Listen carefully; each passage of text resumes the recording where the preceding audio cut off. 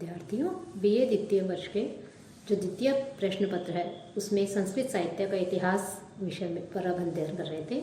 उसके अंतर्गत जो वीर काव्य है उसमें रामायण का परिचय हम प्राप्त कर चुके हैं।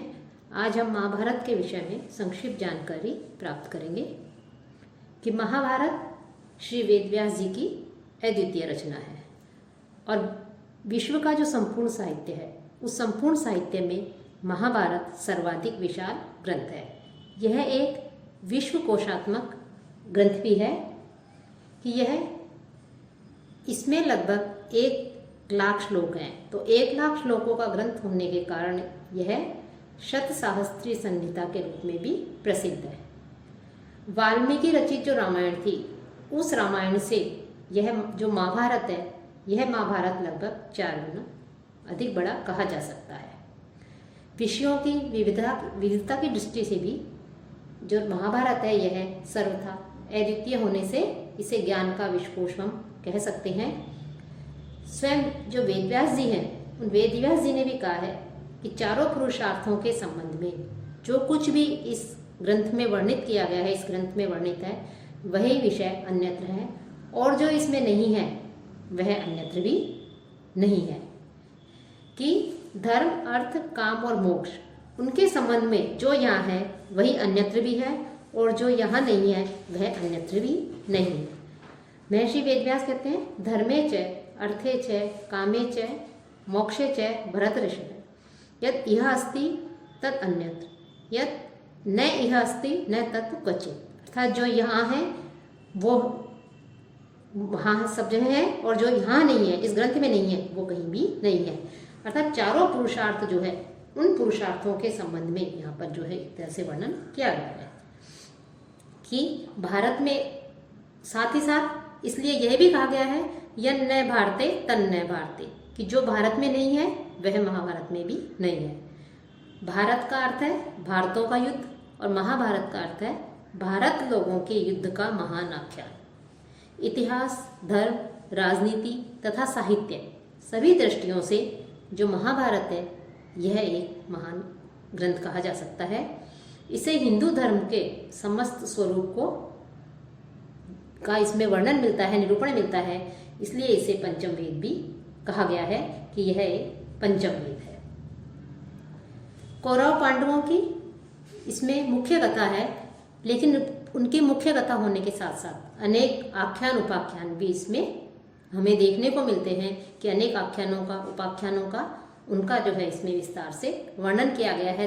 धार्मिक, सामाजिक, राजनीतिक, ऐतिहासिक, पौराणिक और नैतिक आदि अनेक विषय ऐसे हैं जिनका यथास्थान विस्तार के साथ महर्षि वेदव्यास ने अपने इस ग्रंथ में, महाभारत में जो है इसमें वर्णन किया है कि यह ग्रंथ 2 युग चेतनाओं का एक तरह से प्रतिनिधि है। इसे तत्कालीन जो सामाजिक परिवेश था उस सामाजिक परिवेश की जो जीवन मूल्य हैं उन जीवन मूल्यों के संघर्ष की कहानी कही गई है। यह मूल्यों का संघर्ष शाश्वत है, उस समय भी था, आज भी है और भविष्य में भी जो है इस प्रकार का संघर्ष रहेगा। और महाभारत किसी काल विशेष की रचना नहीं है। इसके रचनाक्रम के विषय में अनेक जो है अनुमान लगाए गए हैं, अनेक जो है इसके रचना काल के विषय में भी कहा गया है। ये मुख्य रूप से हम कह सकते हैं कि रचना का जो महाभारत का है यह किसी काल विशेष की रचना न होकर के कालजयी रचना है, अर्थात सार्वकालिक है और समय और परिस्थिति वो भी इसके महत्व को कम नहीं कर सकते। इसमें शास्त्र ज्ञान और लोक का दर्शन है।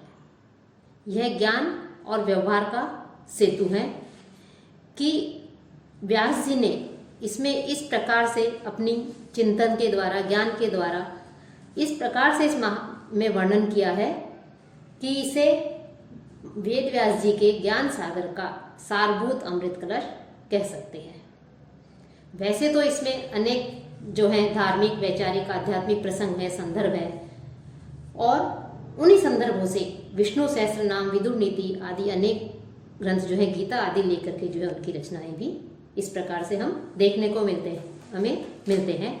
अर्थात इनको आधार बना करके कि एक तो रामायण और उसके पश्चात जो महाभारत है इनको आधार बना करके इनमें से जो है अनेक प्रकार की जो है बाद वाले कवियों ने जो है अनेक प्रकार की रचनाएं की हैं।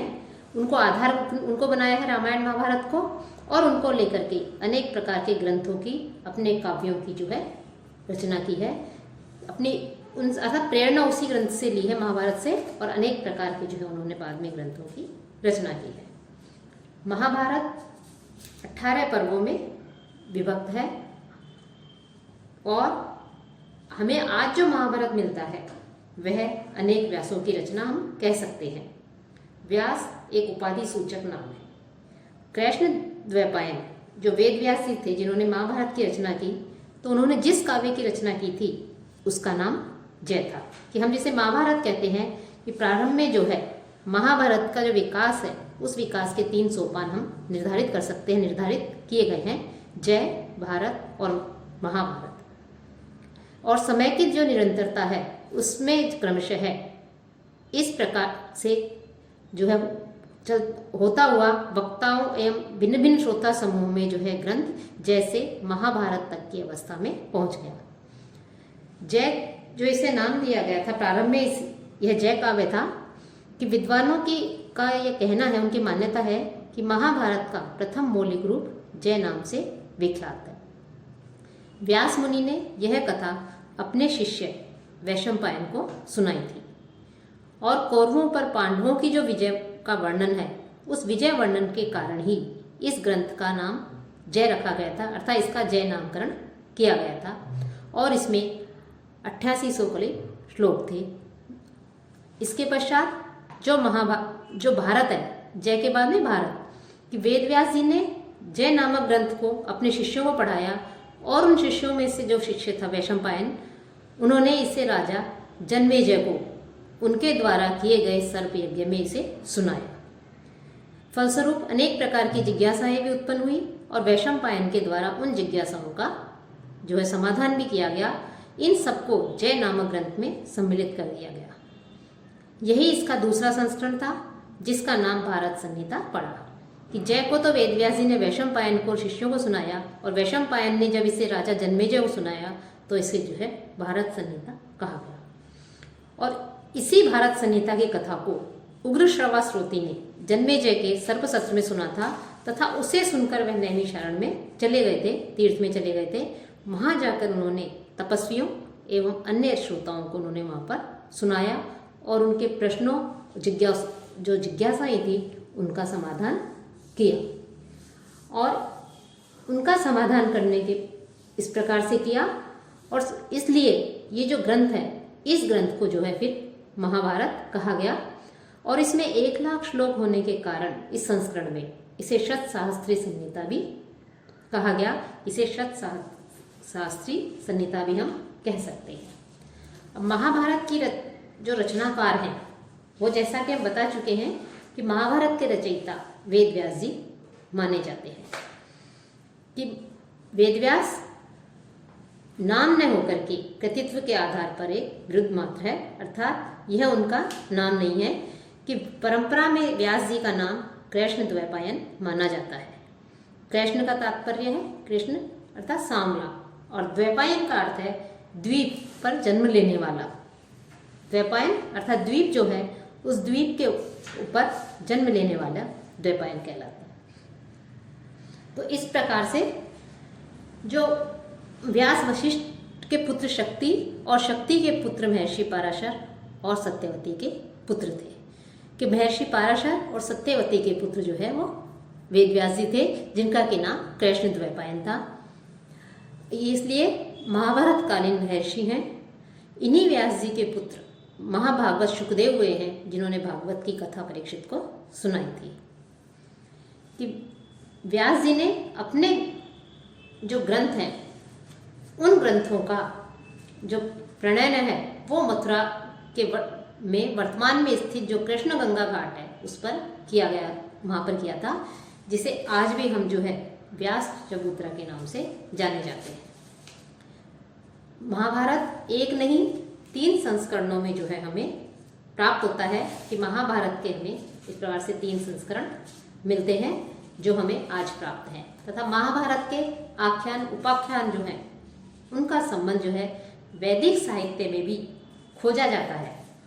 और यही कारण है कि इसीलिए इसे पंचम वेद अर्थात पांचवा वेद भी जो है इसे कह सकते हैं कि यह जो है पांचवा वेद भी है। कि इस प्रकार से कि व्यास नामधारी जो व्यक्ति हैं, ये एक उपाधि है एक तरह से, और उनका नाम था कृष्णद्वैपायन। तो उनके द्वारा जो है इस महाभारत की रचना की गई। और जो कृष्ण व्यास हैं वो सत्यवती और महर्षि पाराशर के पुत्र थे। व्यास जी जो हैं, जो महाभारत की जो इन्होंने रचना की, जिसे पंचम वेद कहा जाता है, शतसाहस्त्री कहा जाता है, इस महाभारत के मुख्यतः 2 पाठ मिलते हैं, संस्करण मिलते हैं, एक उत्तर का दूसरा दक्षिण का।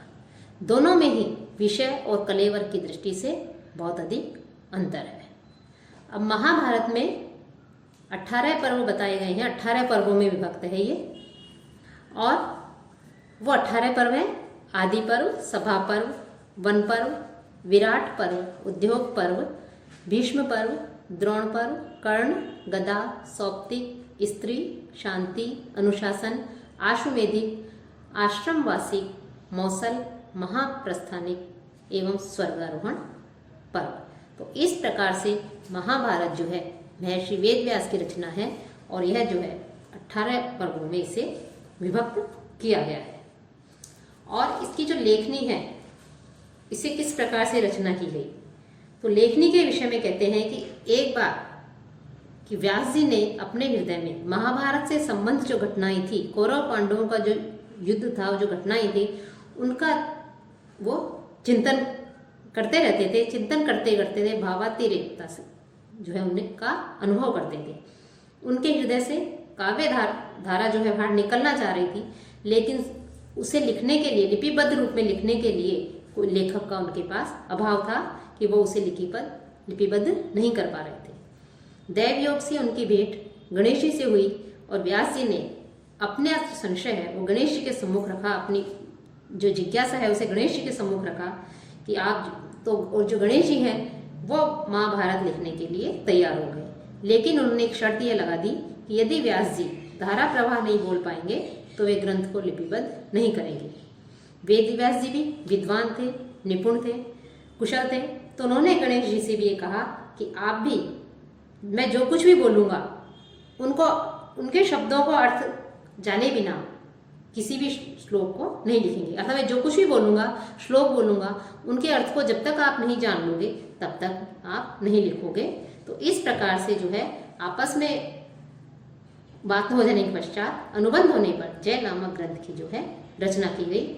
और यह इसी से भी हमें पता लगता है कि महाभारत जिसे गणेश जी ने स्वयं लिखा है, तो इसकी महिमा हमें स्वयं ही स्पष्ट रूप से पता लगता है कि महाभारत कितना अधिक अपनी व्यापकता, विविधता, विशालता के कारण अद्वितीय है और अत्यधिक महिमा में है।